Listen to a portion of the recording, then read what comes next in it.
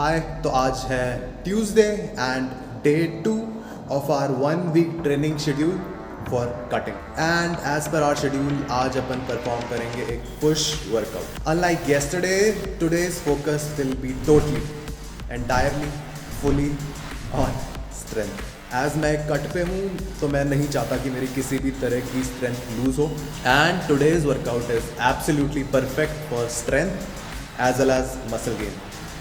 तो firstly and most importantly let's talk about the warm up. तो for warm up हम करेंगे 4 exercises, that too in a circuit, जिसमें से first exercise है पुशअप्स। पुशअप्स के हमें लेने हैं 20 रेप्स और एज ये एक सर्किट है तो इसके इमीडिएट बाद second exercise which is front arm rotation and third exercise is front raises, similarly 20 repetitions. तो फ्रंट रेजेस के टाइम हम ओवर हैंड की जगह अंडर हैंड ग्रिप यूज करेंगे for the warm up. As हम डंबल ऊपर लाते हुए अपना चेस्ट 20-20 कर पाएंगे, साथ साथ शोल्डर भी वार्म अप हो जाएगा। And the fourth and last exercise for warm up is rear arm rotation.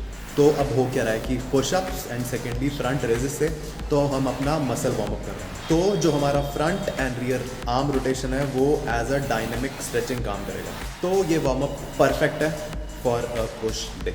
तो इन टोटल हमें 2 सर्किट लेने हैं for the warm up and उसके बाद we are ready for the main workout. The first exercise for strength training on a push day couldn't be other than bench press. वैसे तो हमारा warm up हो गया है पर स्टिल एक वार्म अप सेट इसमें लेना ज़रूरी है एज हम सिमिलर वेट से 4 के 4 सेट परफॉर्म करने वाले हैं। सो एक set for the warm up with medium weights. तो अब इस स्ट्रेंथ ट्रेनिंग के लिए क्या करना है, हमें एक ऐसा वेट चूज़ करना है जिसमें हम 8 रेप्स निकाल पाएँ एंड हो सकता है तुम 7 निकाल पाओ या शायद 8 की जगह 9 निकालो, इतना फ्लेक्सिबिलिटी चलेगा। पर अगर तुम 6 रेप्स निकाल पा रहे हो तो वेट को कम कर दो और मान लो तुम 10 या 11 रेप्स निकाल पा रहे हो तो वेट को बढ़ा दो। एज हमें रेप रेंज जिसमें चाहिए 8 या उसके आसपास। तो वैसे कॉमनली यूजुअली हम क्या करते हैं कि हर सेट में वेट इंक्रीज करते हैं एंड रेप्स कम हो जाते हैं। बट मैंने ये same weight and same repetition पहली बार ट्राई किया 4 सेट्स में एंड मुझे तो बहुत इफेक्टिव लगा। एज मैं इस चीज़ से यूज टू कभी था ही नहीं और मैंने कभी करा ही नहीं ऐसा। तो फर्स्ट एंड सेकेंड सेट तो ओके था पर थर्ड सेट में मैं 8वें रेप पे बहुत स्ट्रगल किया और जो फोर्थ सेट था उसमें मैं 8वां रेप लगा ही नहीं पाया।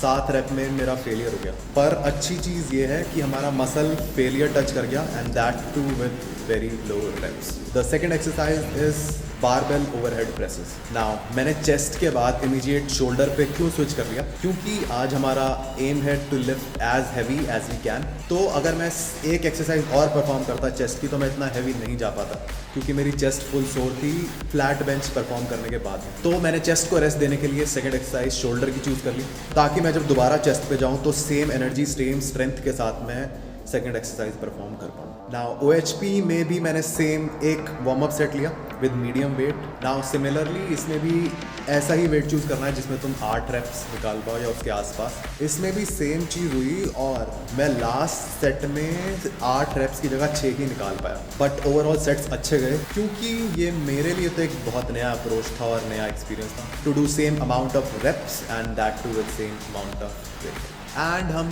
शोल्डर प्रेसेस को डंबल से भी परफॉर्म कर सकते थे पर एज हमारा मेन फोकस आज स्ट्रेंथ है तो इसीलिए मैंने बारबेल चूज किया। Now let's move on to the third exercise which is upright rowing. Now मैंने इसमें अपराइट ही क्यों डाला, एज शोल्डर प्रेसेस के टाइम हमारा फ्रंट डेल्ट भी यूज होता है और इसके बाद हमें एक चेस्ट की एक्सरसाइज और करनी है। तो अपराइट रोइंग बस इसलिए चूज किया ताकि फ्रंट डेल्ट को रेस्ट मिल जाए। नाउ सेम इसमें भी एक warm up set with medium wait and उसके बाद 4 वर्किंग सेट जिसमें हमें सेम 8 रेप्स परफॉर्म करने हैं। और मैं इस एक्सरसाइज को सिंगल आर्म इसीलिए कर रहा हूँ ताकि मैं ज़्यादा वेट उठा पाऊँ एज हमारा फोकस आज है on strength. Now the second last and fourth exercise of the day is incline dumbbell presses. तो एज हमारी चेस्ट को काफ़ी रेस्ट मिल चुका है तो सेम एक वार्म अप सेट लेना इसमें भी ज़रूरी है। Plus you will be surprise कि तुम कितना हैवी वेट उठा पाओगे अब चेस्ट पे दोबारा, क्योंकि हमने एक बहुत लंबा रेस्ट ले लिया। तो हमारी चेस्ट एक तरह से बिल्कुल फ्रेश है एंड रेडी है to perform heavy weight. Now similarly dumbbell presses में भी 4 सेट परफॉर्म करने हैं with same weight and 8 reps निकालने हैं हर बार। और अगर बात करें रेस्ट पीरियड की तो इसमें कुछ स्पेसिफिक नहीं है कि कितना रेस्ट लेना है, एज हम इंटेंसिटी पे फोकस कर ही नहीं रहे हैं। रेस्ट उतना ही लो जितने में तुम रेडी फील करो for your next set. Disco बना रखा है जिम को, बताओ। Now the last exercise will be for the triceps. अगर हम स्ट्रेंथ की बात करें तो सबसे पहले ट्राइसेप की जो मूवमेंट आएगी वो मेरे हिसाब से आएगी close grip bench press. But already हमने इतनी प्रेसिंग एक्सरसाइजेस कर ली हैं तो वो अब करना ठीक नहीं।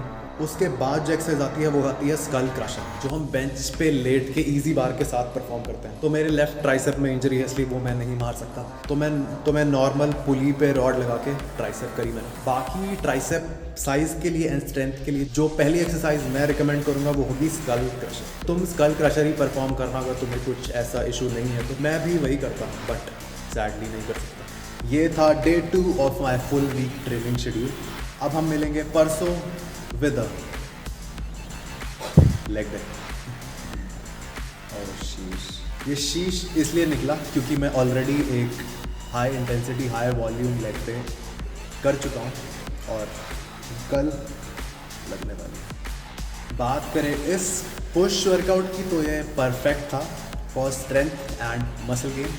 एंड अगेन एज मैं कट पे हूँ तो मैंने सिर्फ अपना स्ट्रेंथ रिटेन करने के लिए इस तरह का ट्रेनिंग डे डाला हुआ है। Now it's time for those 3 magical words, like share and subscribe. I will see you day after tomorrow with